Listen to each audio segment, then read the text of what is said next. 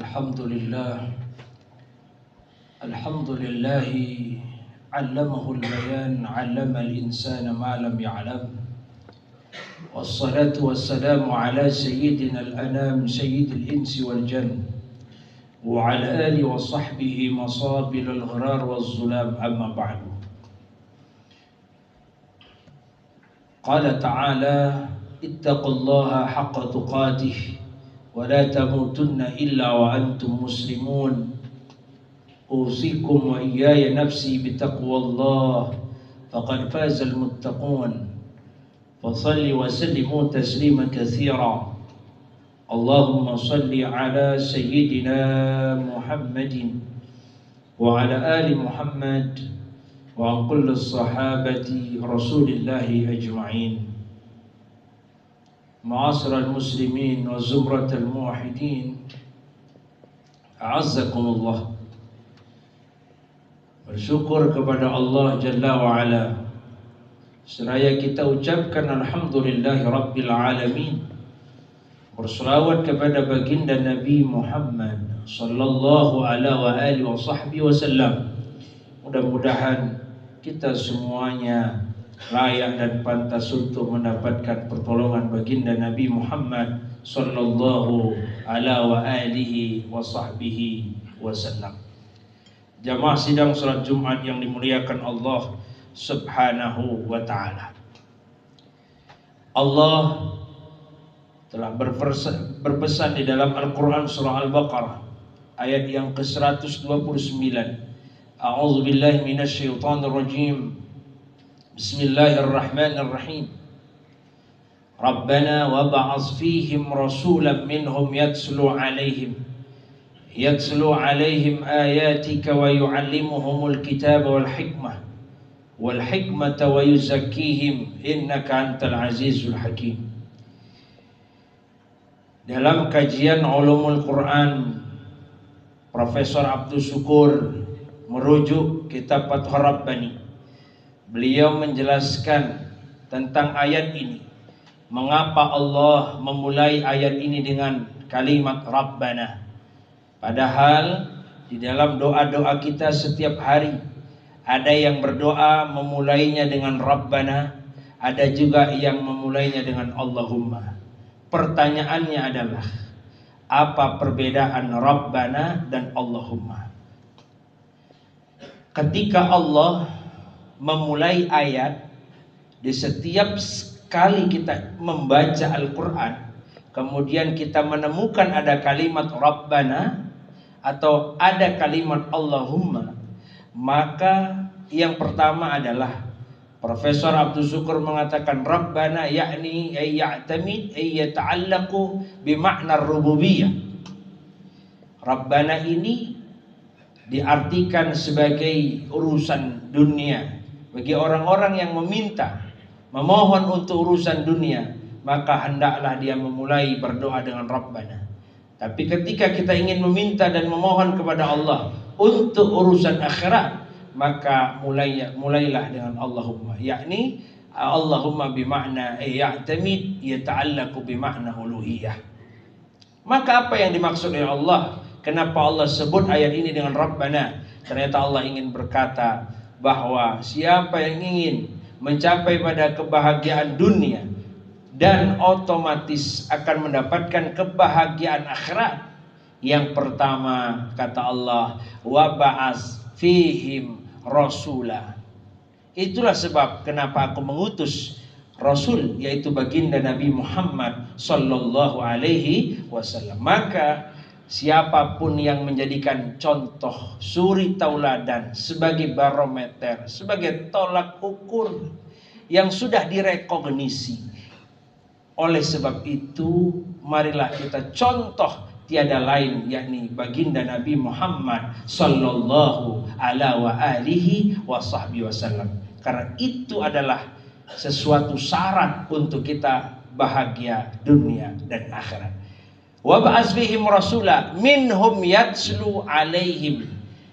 Yang kedua adalah yatslu alaihim, Kebahagiaan itu juga bisa diraih dengan yatslu. Apa itu yatslu? Yatslu bimakna tilawah, yaitu membaca. Apa yang harus dibaca? Yang dibaca adalah yang diwarisi oleh Allah kepada orang-orang pilihan. Apa yang diwarisi oleh Allah kepada kita? Dalam surah Fatir Allah jelaskan, summa awrasnal kitabal ladzina istafaina min ibadina. Ada kalimat istafaina. Istafaina bimakni al-mukhtarin. Kalau dalam ulumul Quran Allah katakan istafaina itu adalah orang-orang pilihan. Jadi yang mendapatkan warisan dari Allah itu adalah orang-orang pilihan. Ada berapa orang yang dipilih oleh Allah? Ada 3. Dalam ayat itu Allah katakan zalimu li nafsi. Yang pertama zalimu li nafsi, yang kedua adalah muqtasid, yang ketiga adalah sabiqum bil khairat. Dan ketiga ini mereka lah yang layak untuk mendapatkan warisan Allah, yakni aurasnal kitab. Apa yang diwarisi? Al-Quranul Karim.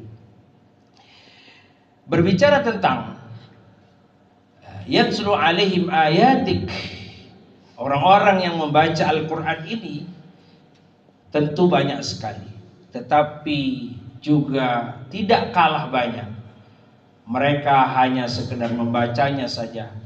Rupanya Allah meneruskan ayatnya, bukan hanya sekedar membaca, yatslu alaihim ayatika wa yu'allimuhumul kitab. Allah perintahkan kebahagiaan itu tidak hanya sekedar membaca, tapi juga bagaimana Al-Quran itu bisa kita pelajari, bisa kita telaah. Yu'allimuhumul kitab wal hikmah. Berapa banyak orang yang membaca, berapa banyak orang yang mempelajarinya, tapi tidak sampai pada hikmahnya. Maka segala sesuatu dalam Islam yang paling puncak adalah hikmah. Berapa banyak orang yang sholat, berapa banyak orang yang haji, berapa banyak orang yang bersedekah, tapi sangat jarang sekali dari sholat-sholat mereka, dari haji-haji mereka, dari sedekah-sedekah mereka itu sampai pada puncak hikmah.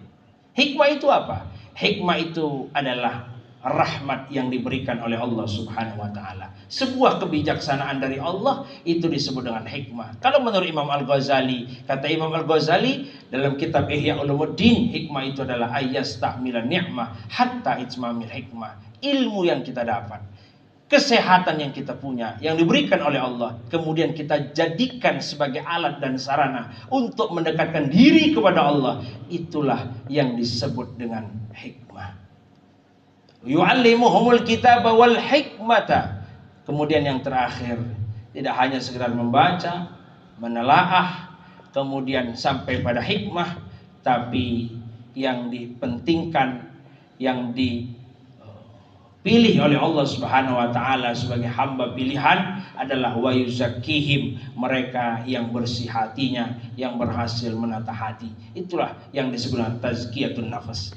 Maka apa relevansi daripada tazkiyatun nafas di era modern?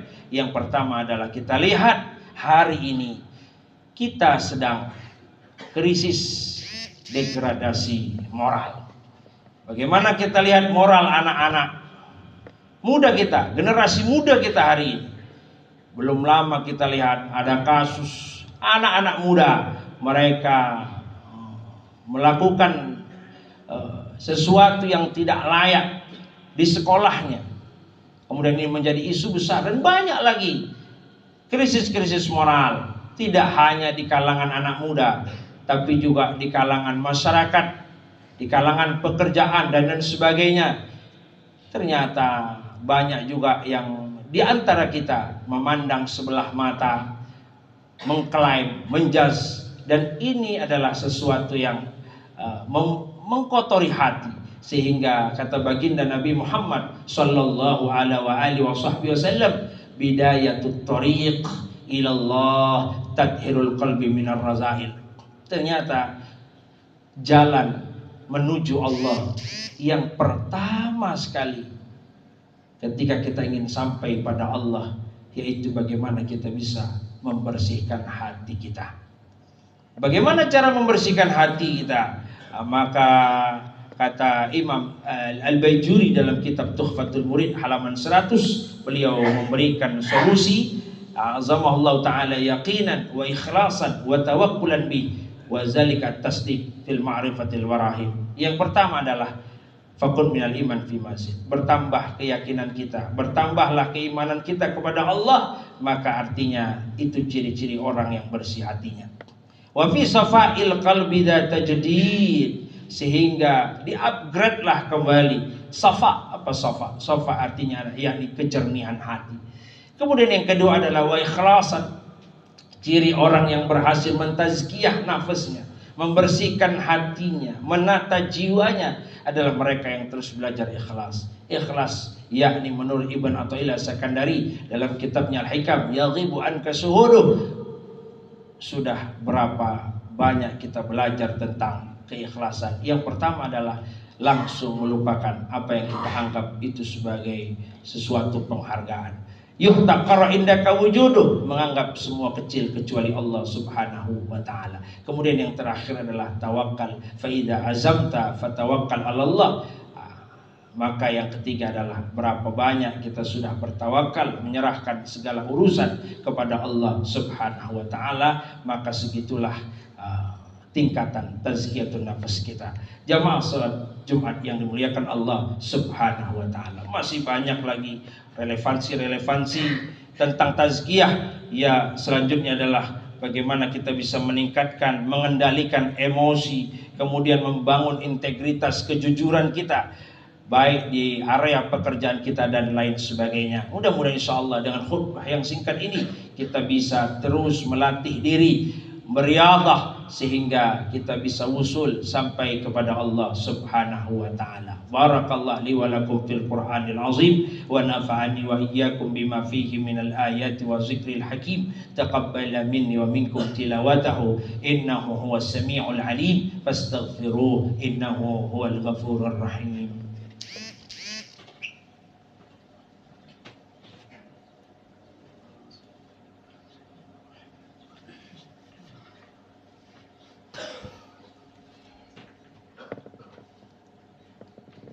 Alhamdulillah, alhamdulillahi jalla wa ala. Ya ayyuhalladzina amanu la takunu kalladzina azaw Musa fabara'a Allahu mimma qala wa kana 'inda Allahi wajiha. Qad ja'akum basairu min rabbikum faman absara falinafsihi ومن عمي فعليها وما أنا عليكم بحفيظ. يا جميل يا بديع السماوات والأرض يا ذا الجلال والإكرام جملنا بالفصاحة والبلاغة والمنطقة والبراءة واحلل عقدة من ألسنتي يفقه أقوالي برقة رأفة رقة ثم تلين جلودهم وشعورهم وقلوبهم وأبصارهم وأفكارهم إلى ذكر الله وزر البيت. وقال تعالى أيضا اتقوا الله حق تقاته ولا تموتن إلا وأنتم مسلمون. أوصيكم وإياي نفسي بتقوى الله فقد فاز المتقون. وقال تعالى إن الله وملائكته يصلون على النبي يا أيها الذين آمنوا صلوا عليه وسلموا تسليما. اللهم صل على سيدنا محمد وعلى آل محمد. اللهم ارض عن الخلفاء الراشدين أبي بكر وعمر وعثمان وعلي بن أبي طالب ورضوان الله عليهم ولسائر المسلمين والمسلمات وعن كل الصحابة رسول الله أجمعين. اللهم اغفر للمسلمين والمسلمات والمؤمنين والمؤمنات الأحياء منهم والأموات إنك على كل شيء قدير.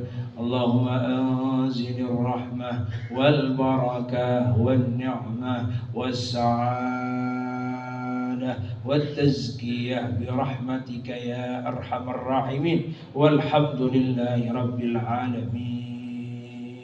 Innallaha ya'muru bil 'adli wal ihsan wa ita'i dzil qurba wa yanha 'anil fahsya'i wal munkari wal baghi ya'idzukum la'allakum tadhakkarun fazkurullaha al-'azim yazkurkum washkuruhu 'ala ni'amihi yazidukum was'aluhu min fadli yu'tikum wa la dzikrallahi akbar. Aqimus shalah.